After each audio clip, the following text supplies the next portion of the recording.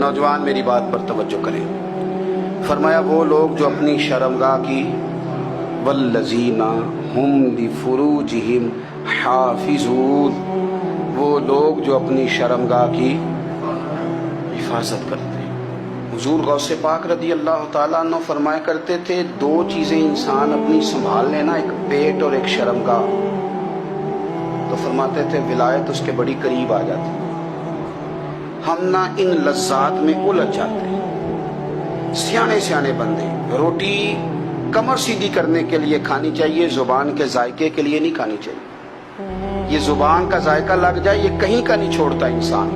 अपनी शर्मगाह की जो लोग हिफाजत कर लेते हैं, कोई बड़े से बड़ा गुनाह करने से भी बंदा काफिर नहीं होता, बंदा कुफ्र करने से काफिर होता है। गुनाह बड़े से बड़ा करने वाला भी गुनाहगार है, काफिर नहीं। कि बाज गुनाह ऐसे हैं जो जिस वक्त बंदा कर रहा होता है उस वक्त वो मोमिन नहीं होता। मेरे नबी करीम सल्लल्लाहु तआला अलैहि वसल्लम ने फरमाया, जब कोई शराबी शराब पीता है उस वक्त मोमिन नहीं होता। जब कोई चोर चोरी करता है तो उस वक्त मोमिन नहीं होता। और जब कोई जानी जिना करता है तो तब वो मोमिन नहीं होता। उतनी देर के लिए उसके दिल से ईमान निकाल लिया जाता है। ये जो हमारे लड़के बन संवर के निकलते हैं, ये जो मेकअप का खर्चा लड़कियों के बराबर लड़कों का होता जा रहा है, ये जो लड़के भी रात को चेहरे पर क्रीम लगा करके सोते हैं, ये बता सकते हैं कि मकासद क्या है? बता सकते हैं? यानी बच्चे भी बगैर शैम्पू के बाल नहीं धोते। मसलन क्या करना है आपने, उसका बड़ी बड़ी कीमती चीजें जो हैं वो आपने रखी हुई हैं, मकसद क्या है? ये जो हमारे बच्चे बन संवर के निकल रहे हैं तो क्या दावत दे रहे हैं सोसाइटी को? शार्ट निकरे पहन के जो निकले हुए हैं, उरियां लिबास पहन के निकले हुए हैं। इकबाल ने कहा था, दियार मशरिक हवस में गलता, शबाब उरियां शराब इसियां, जिसे भी देखो गरी के इसियां। हम ऐसी तहजीब क्या करेंगे? शबाब उरियां, तुमने अपनी जवानी नंगी कर डाली है सारी, माज़अल्लाह। किन मकासद के लिए मैं वो आदाद शुमार बता नहीं सकता। हमारे यहाँ गंद सस्ता हो गया है, लोगों ने गुनाह तक पहुंचना आसान बना दिया है। आप देख ले गंदगी दरवाजे पे और गंद मोबाइल में, कैसे बचाएं इन बच्चों को? क्या करें? कलेजे फटते हैं। कोई बातें सोचते हैं तो सोचते हैं आने वाली नस्ल को कहाँ ले जाएं, कहाँ छुपाएं, क्या ऐसा करें कि ये बच जाएं, खुदारा कुर्बान जाएं हजरत उस्मान गनी पर। मुसन्नफ इब्न अबी शैबा में सहाबा फरमाते, हजरत उस्मान गनी ना बड़े मालदार थे। माल आता है तो लोग अय्याश नहीं हो जाते, माल आता है तो लोगों की ख्वाहिशात बहुत बढ़ नहीं जाती। बड़े मालदार थे, मालदार भी थे और सोने भी बड़े थे। हजरत उसामा बिन ज़ाद कहते हैं, मैंने जिंदगी में इतना सोना बंदा नहीं देखा जितने हजरत उस्मान गनी खूबसूरत थे, पैसा भी हुस्न भी। लेकिन फरमाते हैं कि हजरत उस्मान गनी सबसे बढ़कर अपनी शर्मगाह की हिफाजत करने वाले और सबसे बढ़कर सिला रहमी करने वाले, रिश्तेदारों से अच्छा सलूक करने वाले, हया वाले, शर्म वाले, पाकीज़गी वाले। आपका ज़हन है, आप सुबह उठते ही ज़हन बना लें कि मैंने आज इतना सबक पढ़ना है, आज इतनी तफसीर देखनी है, इतनी इबादत करनी है, फलानी नात मैंने देखनी है, फलां खैर का काम करना है, फलां आदमी के साथ नेकी करनी है। सुबह ज़हन बना लें, आपका ज़हन वही काम करने लगेगा। लेकिन अगर सुबह उठते ही ज़हन में गंदगी है, रात को सोते ही माज़अल्लाह ज़हन में वसवसे हैं, तो फिर सारा दिन वही चक्की चलेगी, वही अंदाज रहेगा। थोड़ा सा आपको इसकी निगरानी करनी है, थोड़ा सा। फाशी उरियानी ये तेजी से फैल रही है, तेजी से गंदगी लोग कशीद करके लाते हैं। और हया का मतलब सिर्फ इतना ही नहीं है, आप जिना और बदकारी से बचें, आप अपनी जुबान को भी हया वाला बनाएं। कोई कच्चा कमजोर जुमला, गंदी बात, गाली कभी भी जुबान पे ना आए।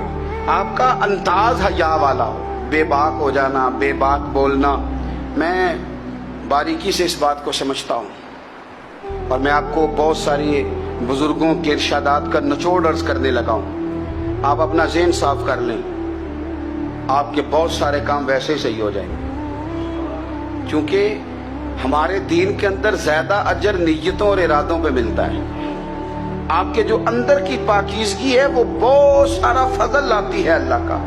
اور اگر دل ہی ناپاک ہو، ذہن ہی ناپاک ہو، تو وہ خیر کی چیزیں کس طرح کر کے داخل ہوں گی؟ اپنی شرمگاہ کی قربان جائیں. نوجوانوں ذرا غور کرنا. میرے نبی کریم صلی اللہ تعالی علیہ وسلم کے بارے میں حضرت عائشہ صدیقہ فرماتی ہیں کہ عرب کی کواری لڑکیاں بڑی حیا والی ہوتی تھیں، لیکن اللہ کے پیارے رسول صلی اللہ علیہ وسلم عرب کی کواری لڑکیوں سے بھی بڑھ کر حیا والے تھے. یہ ہمارے بچے مذاق میں ہمیں کئی دفعہ کہتے ہیں شادی کرا دو، شوگل میں کہہ دیتے، ابا کو کہہ دیتے ہیں، ابا نہیں منہ پہ آگے کہہ دیتے ہیں، کہتے ہیں یہ بڑا بھائی مصیبت بن گیا، یہ ہٹے گا تمہاری باری آئے گی. آپ کچھ ایسی باتیں کر رہے ہیں، کچھ ایسے انداز آپ اختیار کر رہے ہیں جو وفادار لوگ کرتے نہیں. شرم و حیا سے وہ چیزیں ڈھل جاتی ہیں جو باتیں ہمارے بچوں کی زبانوں پر بے باکی کے ساتھ آنے لگی ہیں. اور میں آپ کو ایک عقلی بات عرض کرتا ہوں، آپ اپنی زبان سے جو جملے خود ادا کرتے ہیں وہ جملے آپ کے دل پر بھی اثر کرتے ہیں. اگر آپ غلط بات بار بار کریں گے تو آپ کا دل بھی غلط بات کی طرف مائل ہو جائے گا. آپ 10 بار 15 بار 20 بار کوئی خیر کی بات کریں، خیر کی، تو آپ دیکھیں کہ آپ کا دل بھی خیر کی طرف مائل ہو جائے گا. آپ خیر کی باتوں پر اپنے آپ کو لائیں، اچھی باتوں پر اپنی توجہ لائیں، آپ کا دل بھی اچھائی کی طرف مائل ہو جائے گا. کفل کا ایک واقعہ ترمذی میں ملتا ہے. ایک شخص کفل نام کا تھا بنی اسرائیل میں. ایک عورت مجبور تھی، اس کے بچے بھوکے تھے، تو کفل نے اسے مائل کر لیا کہ تو میرے ساتھ گناہ کرے گی تو پھر میں تیرے بچوں کی روٹی تجھے دوں گا. تو وہ عورت پہلے تو بیچاری نہ مانی، لیکن بچوں کی بھوک دیکھ کے مجبور ہو گئی. جب کفل کے قریب گئی نا وہ عورت، اس نے دروازے سارے بند کر لیے. ترمذی شریف میں اس کا واقعہ موجود ہے. چاروں جانب سے بند ہو گیا سارا کچھ. لیکن جب وہ کفل کہتا ہے میں اس بی بی کے پاس جانے لگا تو عورت کا وجود کانپتا تھا.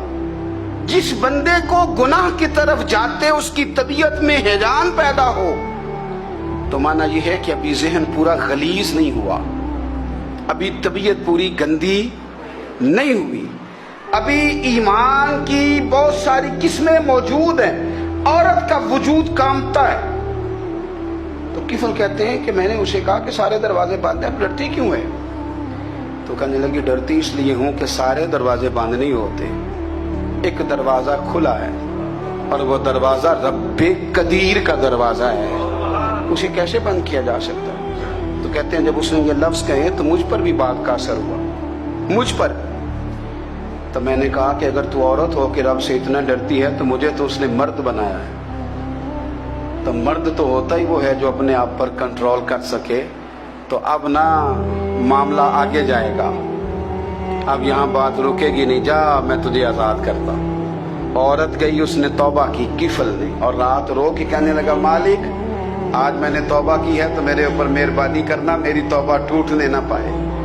رات اس نے توبہ کی، رات ہی انتقال ہو گیا. لوگوں کو پتا تھا بڑا بے حیا ہے، بد کردار ہے، گناہ گار ہے، شاید لوگ اس کا چہرہ دیکھنے بھی نہ جاتے، پر مالک کریم ہے نا. حضور فرماتے ہیں سویرے اس کے دروازے پہ لکھ دیا اللہ نے، لوگوں رب نے کفل کے سارے گناہ معاف کر دیے ہیں. اس کے دروازے پہ لکھ دیا گیا.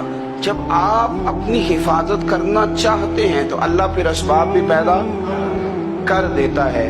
اپنی شرمگاہ کی، اپنی نظر کی آپ خوب حفاظت کریں. اور میں آپ کو ایک بات عرض کروں، ایک بندے کے باحیا ہو جانے سے نا، ایک بندے کے ٹھیک ہو جانے سے اس کے دائیں بائیں بے شمار لوگ ٹھیک ہو جاتے ہیں. نہ چاہتے ہوئے بھی آپ کی نیکی کا اثر آپ کے دوستوں پہ پڑتا ہے، نہ چاہتے ہوئے.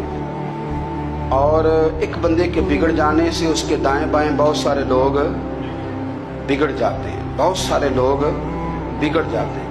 آپ اگر اپنے لب و لہجے پر یہ پابندی لگا سکیں اور اپنے آپ کو اگر آپ سنبھال سکیں تو پھر یاد رکھیے گا بڑی ساری چیزیں بہتر ہو جائیں گی. کچھ چیزیں ایسی ہوتی ہیں جو ہم نہ فراخ دلی سے بانٹتے ہیں، اور کچھ چیزیں ایسی ہوتی ہیں جو مجبور ہو کر ہم دیتے ہیں.